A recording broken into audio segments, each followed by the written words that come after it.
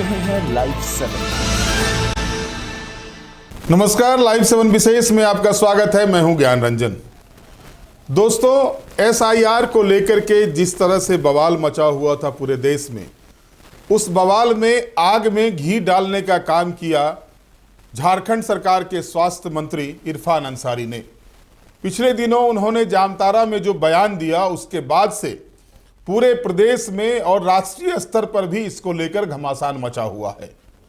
आलम यह है कि जहां एक और उनके विरोधी दल, चाहे वो भारतीय जनता पार्टी हो, आजसू हो या फिर हो जदयू, इसने तो इसका विरोध किया ही और मुख्यमंत्री हेमंत सोरेन से उनके वो मंत्रिमंडल से बर्खास्त करने तक की मांग की। वहीं दूसरी ओर झारखंड मुक्ति मोर्चा ने भी जमकर आलोचना की है इरफान अंसारी के इस बयान की। हालांकि बाद में झारखंड मुक्ति मोर्चा के द्वारा ये कहा गया कि ये इरफान अंसारी का निजी बयान हो सकता है। इरफान अंसारी जिस तरह से SIR को लेकर के पूरे देश में लोगों में एक भ्रम की स्थिति बनी हुई है, लोगों में भय व्याप्त है, उसके कारण से कही होगी। लेकिन वो मंत्री हैं तो मंत्री पद पर रहते हुए उन्हें जो भी बयान देना चाहिए उसमें सोच समझकर बयान देना चाहिए। पहले हम आपको सुनवाते हैं कि इरफान अंसारी ने क्या कुछ कहा था जामताड़ा में, और उसके बाद उसके जवाब में भाजपा के राष्ट्रीय नेता ने क्या कहा और झारखंड मुक्ति मोर्चा के नेता ने क्या कहा। पहले आप इसको सुन लीजिए। ये आपका वोट काट रहा है, आपका वोटर लिस्ट से नाम काट रहा है, आपका आधार कार्ड से नाम काट रहा है। जब आप सोचिए, अगर आपका आधार कार्ड से नाम काट देगा तो आपका बैंक अकाउंट भी स्वतः बंद हो जाएगा, आपका पैसा भी लूट लेगा। बिहार में 65 लाख, सोचिए आप, हमारा वोट को काट दिया। 65 लाख का मतलब होता है 80 विधानसभा छीन लिया है।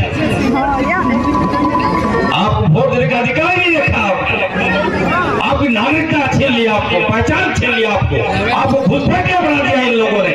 कोई हक समाज में आपको कोई हक नहीं मिलेगा।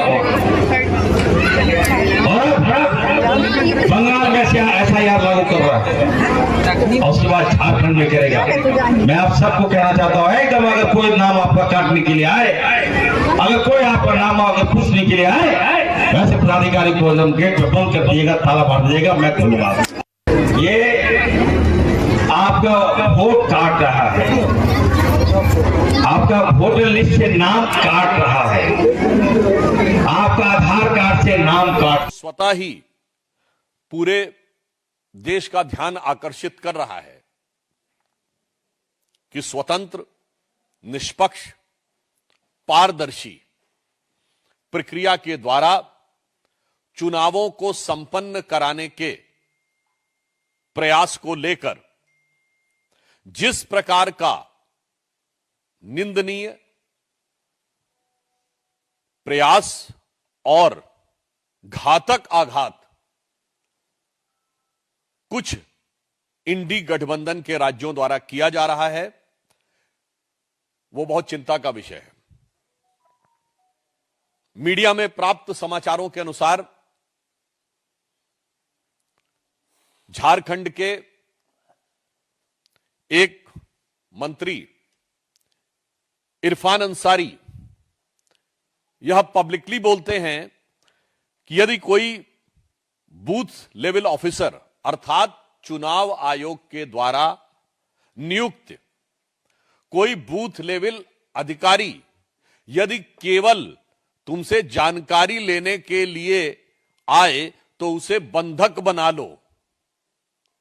मैं पूरी विनम्रता से और दृढ़ता से और कष्ट के साथ पूछना चाहता हूं इंडी गठबंधन वालों से, यह लोकतंत्र को बंधक बनाने का निंदनीय प्रयास है या नहीं?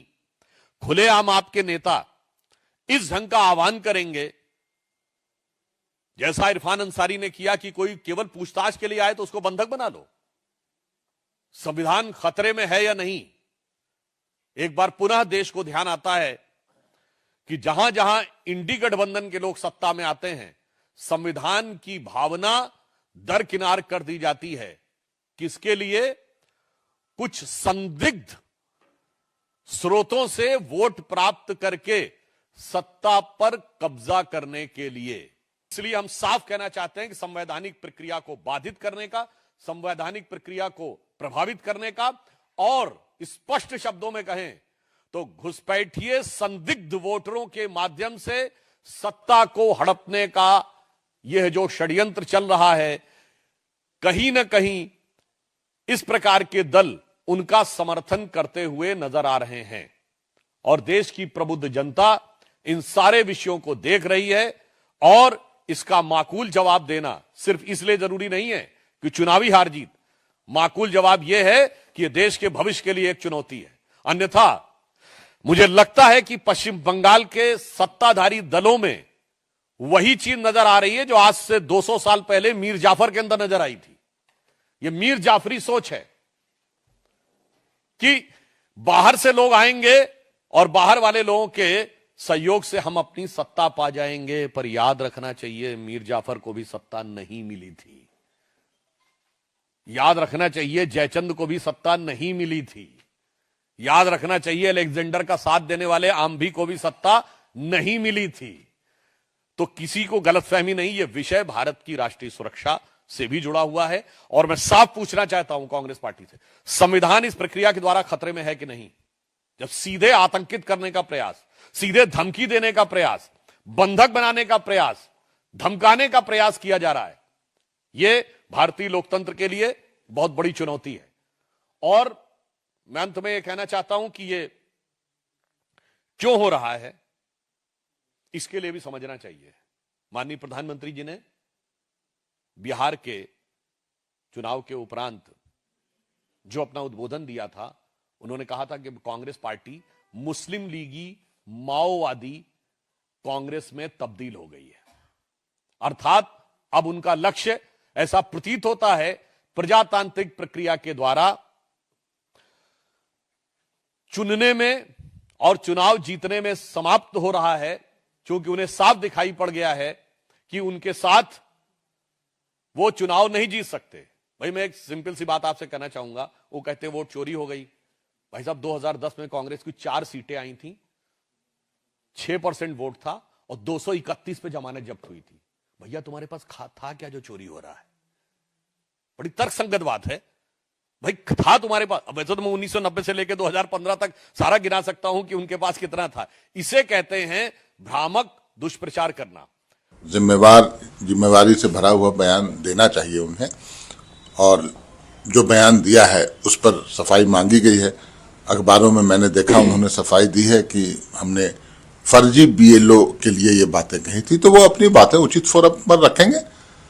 लेकिन हमारी पार्टी का मानना है कि जिम्मेवारी भरे बयान होनी चाहिए।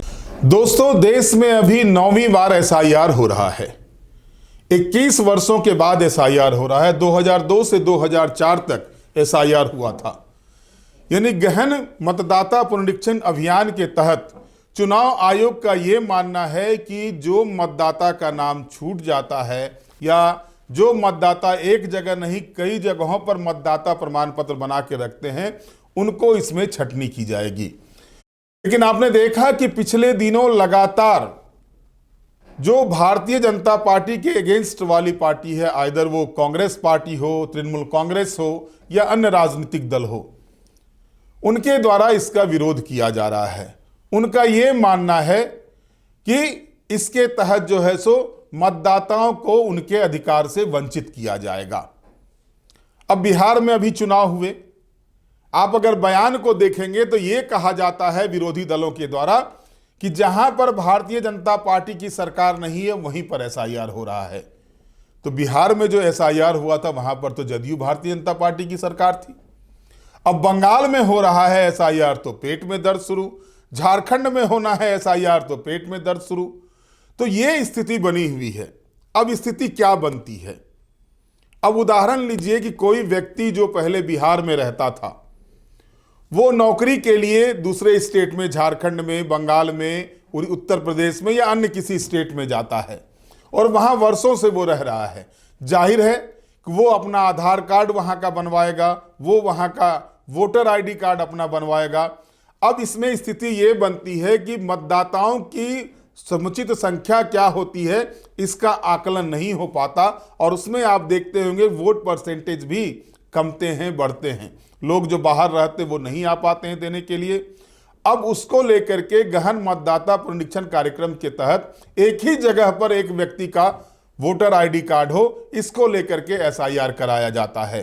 बीच के दिनों में बांग्लादेशी घुसपैठ का मामला जोर शोर से आया था कि बांग्लादेशियों के द्वारा लगातार झारखंड हो या बंगाल हो, इनके सीमावर्ती इलाके में वो पहुंचते हैं और अपना वहां पर आधार कार्ड बनवाते हैं, मतदाता पुनरीक्षण का कार्ड, मतदान कार्ड बनवा लेते हैं। यानी और ये बातें जो है सो ऐसा नहीं है कि पहली मर्तबा हो रहा है और इस पर चर्चा पहली मर्तबा हो रही हो। जिस बंगाल में ममता बनर्जी के द्वारा एसआईआर का विरोध किया जा रहा है, वही ममता बनर्जी 2004-5 के समय में पार्लियामेंट के भीतर जमकर इसके खिलाफ में आवाज उठाई थी, और उनका मानना था बांग्लादेशी घुसपैठ को लेकर के जबरदस्त तरीके से वो बोली थी, और वो कहती थी कि भाई इस पर जो है सो एसआईआर होना चाहिए। और आज वही ममता बनर्जी जो है एसआईआर के विरोध में है।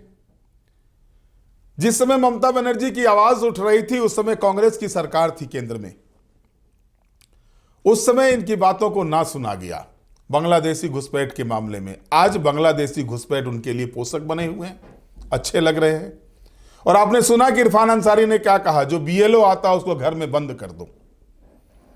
दोस्तों आप देखते होंगे कि जब शपथ लेते हैं कोई मंत्री तो उनको संविधान की शपथ दी जाती है, ईश्वर की शपथ लेते हैं और संविधान को सत्यनिष्ठा के साथ प्रतिज्ञान करते हैं। वो संविधान में जो अधिकार दिए गए हैं उसका वो पालन करेंगे। लेकिन जब संवैधानिक संस्थाओं के कार्यों पर ही खुलेआम विरोध प्रदर्शन किया जाए, खुलेआम बोला जाए, तो इसको आप किस श्रेणी में रखेंगे। हालांकि इस बीच चुनाव आयोग ने भी इस पर संज्ञान लिया है और जामताड़ा के जिलाधिकारी, जहां वहां के उपायुक्त हैं और जो निर्वाची पदाधिकारी है, उनसे रिपोर्ट मांगा है कि क्या कुछ कहा गया था। अब आगे क्या होता है ये तो देखने वाली बात होगी, लेकिन इतना तय मान के चलिए कि राजनेताओं को भी कुछ वक्तव्य ऐसे देने चाहिए कि वो वक्तव्य समाज के अंदर किसी तरह की फूट पैदा नहीं करे, समाज में एक तरह से आक्रोश पैदा नहीं करे। विरोध करने के कई तरीके होते हैं, विरोध किए जाते हैं। अगर कुछ खामियां हैं तो उन खामियों को निकाल के जाना चाहिए, न कि सार्वजनिक रूप से यह कहना चाहिए ये कार्य नहीं होना चाहिए तो इसको लेकर के इसे रूम में बंद करो, कमरे में बंद कर दो। और बाद में वो कहते हैं, उनका कहना यह था वैसे बीएलओ को जो गलत काम कर रहे हैं। आप उनके बयान को सुनेंगे तो उस बयान में साफ कहा है बीएलओ आता है उसको कमरे में बंद करो, बंद करके रखो, ये लोग मतदाता सूची से तुम्हारा नाम काट रहा है। और बाद में कहते हैं कि मेरे कहने का तात्पर्य ये था। कांग्रेस पार्टी के लोग भी उनके बचाव में कहते हैं उनके कहने का तात्पर्य ये था कि जो बीएलओ गलत काम कर रहा है उसका विरोध करो। तो बीएलओ तो वही काम करेगा जो आयोग कहेगा। तो हर विभाग में गलत काम हो रहे हैं। कौन से मंत्री जाकर के उन गलत काम को रोकने के लिए अपने लोगों के बीच जाके कहते हैं अगर कोई गलत काम करता है उसको घर में बंद करके रखो, क्योंकि वो तो आपके ऊपर आ जाएगा। और ये नई बात नहीं है, लगातार ये चीजें देखी जाती है। अब दावेदारी कांग्रेस पार्टी की ओर से यह कही जा रही है कि बिहार चुनाव में जो चुनाव परिणाम आए हुए हैं उस चुनाव परिणाम में वोट चोरी हुआ है। तो 2010 में क्या हुआ था, जो 4 सीटों पर आकर कांग्रेस पार्टी वहां अटक गई थी, उस समय क्या हुआ था। 1990 से लेकर के अब तक जो बिहार में हश्र हुआ है कांग्रेस पार्टी का, चाहे वो आरजेडी के कारण से हुआ हो या जदयू भाजपा के कारण से हुआ हो, उस समय क्या हुआ था। क्या उस समय वोट चोरी हुई थी जो कांग्रेस पार्टी की यह दुर्गति हो गई। और अगर बिहार में वोट चोरी होती है तो झारखंड में वोट चोरी क्यों नहीं हुई, इसका भी तो जवाब कांग्रेस पार्टी के नेताओं को देना चाहिए। अगर झारखंड में इंडिया गठबंधन 56 सीटें लाता है 81 में से, तो इसको किस श्रेणी में आप रखेंगे। और कई तरह के सवाल उठते हैं और लगातार ये चीजें देखी जाती है कि हर मुद्दे पर कुछ इस तरह का बयान इरफान अंसारी के द्वारा आता है जो बवाल का विषय बन जाता है और वो बवाल लगातार जारी है। अब देखना दिलचस्प ये होगा कि आगे चुनाव आयोग क्या कार्रवाई करती है। डीसी से रिपोर्ट तलब की गई है, डीसी की रिपोर्ट के बाद क्या कुछ कार्रवाई चुनाव आयोग के द्वारा इस पर किया जाता है, ये देखना दिलचस्प होगा। उसके बाद राजनीतिक दलों के द्वारा जो लगातार विरोध किए जा रहे इरफान अंसारी के इस बयान पर, उस पर क्या कुछ होता है। बहरहाल आप हमारे साथ जुड़े रहें, हमें लाइक करें, सब्सक्राइब करें। बहुत बहुत धन्यवाद। नमस्कार।